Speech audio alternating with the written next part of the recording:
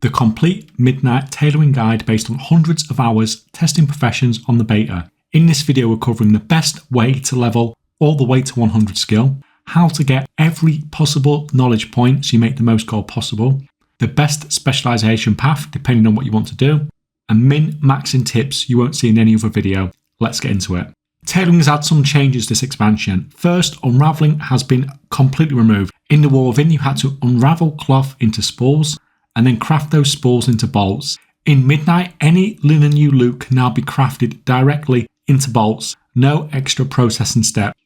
Secondly, cooldown bolts are back. We have Arcana Weave bolts and Sunfire Silk bolts. Now this isn't a change because we've had these the last couple of expansions. I just wanted to mention these before we got started, mainly because these are looking a lot more promising in this expansion because they are used in nearly 4 times as many crafts as last time. That's important as it has a big effect of the stuff we're going to look into later on. For leveling, tailoring up to around 50 profession skill, we're going to need 79 bright linen, 14 ever singing dust, 16 fantastic fur, and some vendor bought tailoring materials. When leveling tailoring, make sure you grab as many first time crafts as possible. Each one gives you a knowledge point. Turn on first time craft filter in your profession window. It makes spotting missing crafts much easier. Firstly then, we're going to craft 79 bright linen bolts. Now you can potentially buy a lot of these bolts directly from the auction house. It may be cheaper than producing these on your own. You do need to get some skill here, but as you see later on, we are overshooting on crafts by quite a bit here. You could probably get away with maybe crafting only 20 of these and buying the rest from the auction house if it's cheaper. Once you've done that, you're going to train everything and craft 24 imbued bright linen bolts. Now you'll see here a lot of the crafts we're doing here have turned to the point where they're no longer given skill. We're still going to do them, but I'm just trying to make this guide as user friendly as possible. Once that is done, we are then going to craft 1 of everything for the first time crafts for the knowledge and moxie. Feels kind of bad for crafting them whilst they give no skill, but it actually makes no difference. You would have either been crafting these or crafting the bolts for no skill. Doing things this way just keeps the leveling process really simple. 79 bright linen bolts, 24 imbued bright linen bolts, then craft 1 of everything. This may or may not quite get you to 50 tailoring skill. You may just have to craft a couple of shoulders potentially and spend a little bit more linen if it doesn't quite get you there. When you get to 50 tailoring skill, there's going to be 6 transmog cosmetic cloaks that you can craft. These are crazy expensive. 32 cooldown bolts each to craft. That's kind of nuts. There is obviously 6 knowledge points here in first time crafts if you want to get ahead, but this is going to cost you dearly at the start of the expansion if you want to do this. Just like most professions, there's no reason to rush to 100 skill immediately. Profession skill only really matters once you're ready to craft at max rank. Besides that, it's useless. By the time you're in that position, material prices will have dropped, and a lot of the time you'll naturally have gained skill through patron orders and stuff like that. And with tailoring, it takes a lot of knowledge to reach proper rank 2 crafting anyway. So unless you actively need it, don't force it early. That being said, Arcana Weave bolts and Sunfire Silk bolt cooldown crafts will take you all the way to 100 profession skill, and doing it this way, it's probably going to be at a profit as well. It will take time as you're waiting for cooldowns, but being able to get to 100 skill at a profit is significantly better than almost any other profession. To unlock this, you need to put 5 knowledge points in Nimble Needlework, and you can choose which cooldown craft you want to unlock. You can obviously put more in, but this will just get the ball rolling. Now, if you just want to rush to 100 profession skill, your best option is the embellishments, so Arcana Weave lining or Sunfire Silk lining. These recipes are delve or dungeon drops. You should be able to grab them from the auction house. You can craft these all the way to 100 skill. It's going to cost you a little bit, but it doesn't look like it's going to be horrendously expensive like with some of the other professions. So profession knowledge then that we need to make our tailoring profitable. One of the first things you need to do is grab all 8 tailoring profession treasures. That's 24 knowledge points immediately, which is massive early on. I've put the locations in the description below. They are also on the complete tailoring guide on Discord as well. That's part of the 20 plus free Midnight Profession guides available over there. At the start of each week, your profession trainer also gives you patron order quests that reward knowledge points. All you need to do for this quest is do patron orders that we're going to be doing anyway. Just don't forget to pick up the quest. Patron orders are our best long-term knowledge gains because of the glimmer of Midnight Tailoring knowledge that reward 2 knowledge points each.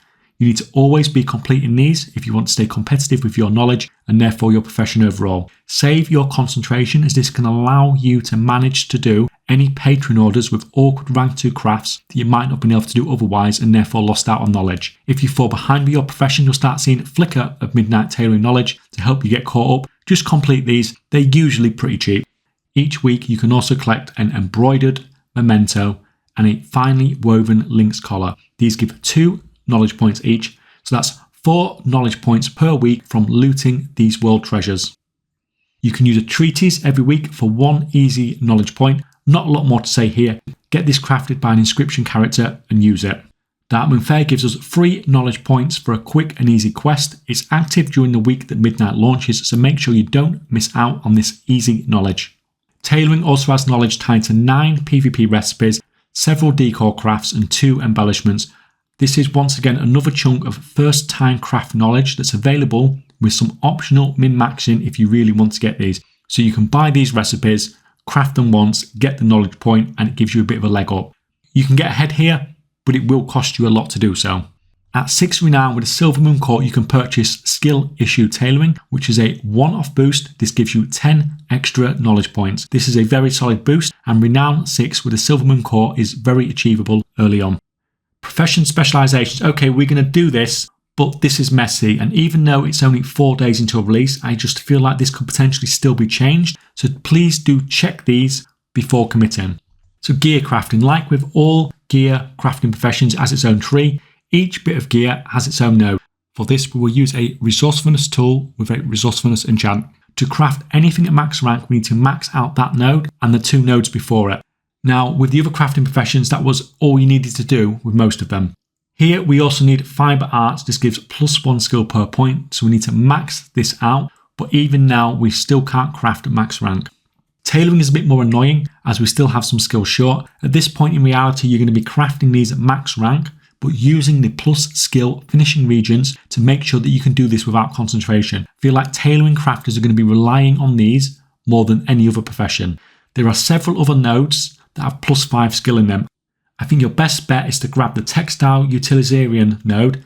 This gives us some plus skill, but also a chunk of resourcefulness, which is nice when crafting gear.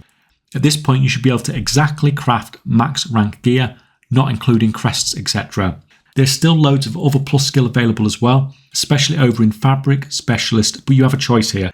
Carry on using large amounts of knowledge to get small amounts of plus skill, or unlock more recipes at max rank crafting. I feel I personally would go for the more recipes and rely on the plus skill finishing regions for now. This is just messy, but that's fine. I'm sure the other specialisation setups will be easy. Next, we do the standard bulk crafting, embellishment crafting, etc. setup. For this, we will use a multi-craft tool with a multi-craft enchant. First, you need 30 points into creative efficiency for the massive multi-craft bonus. Next, we want the following: 30 points in textile utilitarian for the resourcefulness bonus, 25 points in otherworldly cloth for the multi-craft bonus, 20 points into nimble needlework for the cooldown bolts and the plus skill. You don't necessarily have to get these in this order. This is giving you the vast majority of the multi-craft and resourcefulness available from the knowledge trees. Now you can skip a lot of this and race to rank 2 crafting, but you won't be competitive at rank 1 stuff. And if you're not one of the first people to get to rank 2, you won't be competitive there either, so that's your choice. At this point, you should be able to craft bright linen bolts at rank 2 if you've unlocked all of that. To craft imbued bolts at rank 2, we need to max out fibre arts and nimble needlework. And we also need to go into Fabric Specialist and have this set up that you can see on the screen here. From here, you should be able to craft imbued bolts at rank 2. From here, you can either max out nimble needlework or the Arcana-weave and Sunfire Silk stuff to be able to produce all of this at rank 2 and to increase our cooldown usage, or you can max out embroidery if you want to go down the embellishment crafting route. Either way, this is a lot of knowledge points and a lot of long-term commitment to get this up and running. So the cloth farming build, I have a video all about this, but I'm going to briefly cover it here. 30 points into Fabric Specialist. This is going to increase our cloth drop rates and increase the quality of the drops we get.